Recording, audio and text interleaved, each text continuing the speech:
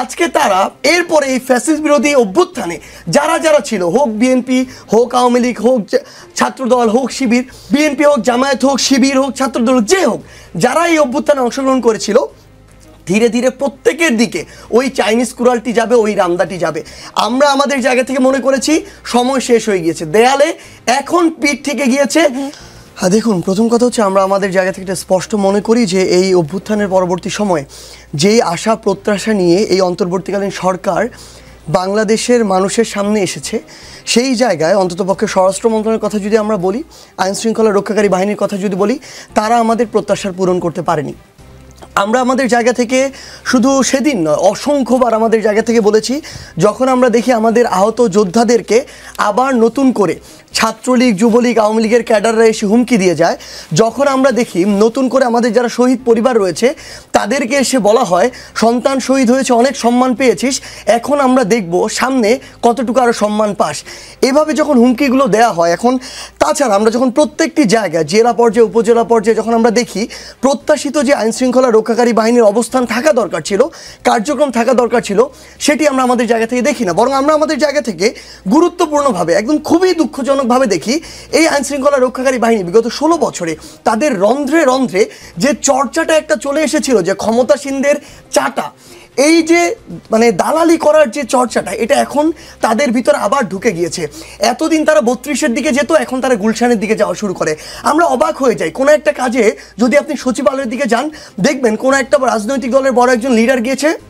তার চারপাশে একজন অতিরিক্ত সচিব ঘুরে, একজন যুগ্ম সচিব ঘুরে, একজন উপসচিব ঘুরে। ওই রাজনৈতিক দলের ওই ব্যক্তি তো নিজেও জানে না, কিংবা তাকে বাকিদেরকে বলাও হয়নি যে আমি যাচ্ছি, আপনারা আসেন, কিন্তু তারা তার পিছনে পিছনে ঘুরতে থাকে। অর্থাৎ এই যে বিগত 16 বছর ধরে তাদের দালালি করার যে রন্ধ্রে রন্ধ্রে একটা চর্চা তৈরি হয়েছিল, এখন তারা সেটিতে ব্যস্ত। এখনও সেটি দেখা যাচ্ছে। এত রক্ত এবং জীবনের বিনিময়ে আপনি যখন নতুন এই বাংলাদেশে এই প্রশাসনের বিভিন্ন মানুষকে বিভিন্ন জায়গায় বসান, ট্রান্সফার করেন, তখন আপনি নতুন করে আবার যে বিষয়টি দেখতে পান যে এই মানুষগুলো এখন জনতার জন্য কাজ না করে আবার চিন্তা করছে সামনে কারা ক্ষমতা আসবে, যেই আসুক। দেখুন, এখানে দল হিসেবে বিএনপি, জামায়াত গুরুত্বপূর্ণ নয়, গুরুত্বপূর্ণ হচ্ছে এই মানুষগুলোর চিন্তা, চেতনা, মনস্তত্ত্ব, তাদের অ্যাক্টিভিটি। তারা এখন ওই মনস্তত্ত্বে আছে এবং তারা এগুলোর পিছনে ছুটছে। ব্যাপারটি এমন নয় কোনো একটি রাজনৈতিক দল তাদেরকে এটি বলেছে। এবং সবচেয়ে বড় যে সমস্যাটি হয়েছে, আমরা দেখেছি স্বরাষ্ট্র উপদেষ্টার পক্ষ থেকে এরকম বোল্ড কোনো স্টেটমেন্ট আমরা আমাদের জায়গা থেকে এইগুলোর এগেনস্টে আমরা আমাদের জায়গা থেকে দেখিনি। আমাদের এই বিষয়গুলো দেখতে দেখতে আমরা যত জায়গা দিকে বলা যায়, আমাদের ছাত্র উপদেষ্টারা রয়েছেন, অন্যান্য উপদেষ্টাদের সাথে, শহীদ পরিবার, আহতদের সাথে যখন তাদের বিভিন্ন সময় বসা হয়, প্রত্যেকটি জায়গায় আমরা এই কথাটি আমাদের জায়গা থেকে উল্লেখ করেছি।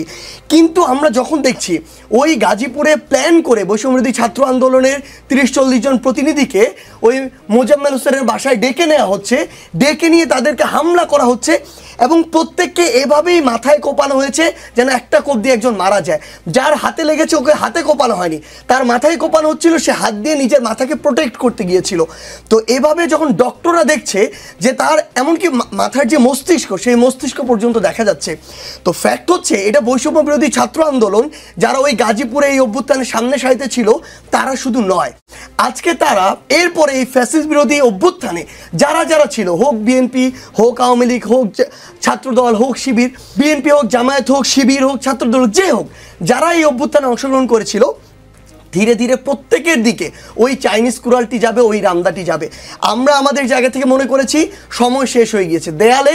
এখন পিঠ থেকে গিয়েছে, হতে পারে তাহলে তাদের এই চেয়ারগুলো তার থাকার প্রয়োজন নাই। আমরা সেদিনই, তারপরের দিন সকাল 11টায় একটি মিটিং হয়, আমরা আমাদের জায়গা থেকে স্পষ্ট করে জাস্ট একটি কথা বলেছি, এটা শুধু গাজীপুর নয়, গাজীপুর একটা এক্সাম্পল যেখান থেকে শুরু হচ্ছে, পুরো বাংলাদেশে এটা ছড়িয়ে পড়বে, ছড়িয়ে পড়তে 1 মাসও সময় লাগবে না। আপনারা এটা গাজীপুরকে দিয়ে শুরু করবেন, কিন্তু এই যে অপারেশন ডেভিল হান্ট, এটা শুধু গাজীপুরের নয়, এটা পুরো বাংলাদেশের জন্য। এবং এখন পর্যন্ত যে প্রায় শতাধিক গ্রেফতার হয়েছে, আমরা প্রতিনিয়ত এটার আপডেট নিচ্ছি, এটা পুরো বাংলাদেশ থেকে হচ্ছে। আমরা জাস্ট আমাদের জায়গা থেকে একটা কথাই বলি, আমরা কোনো উপদেষ্টাকে সামনে রেখে এই অভ্যুত্থান করিনি, এই অভ্যুত্থান জনগণের চাওয়াকে রেখে সামনে রেখে হয়েছে। শেষ করে শুধু আপু, এখানে হাজার মানুষের রক্ত রয়েছে, জীবন রয়েছে, এইগুলোকে সামনে রেখে যে কোনো চেয়ারের দায়িত্বশীল যে কোনো ব্যক্তি, হোক উপদেষ্টা, হোক যে কোনো বাহিনীর প্রধান, তারা যদি তাদের দায়িত্ব পালন না করে, আমরা যে কারো বিরুদ্ধে যে কোনো কঠোরভাবে যে কোনো পদক্ষেপ নিতে সবসময় প্রস্তুত।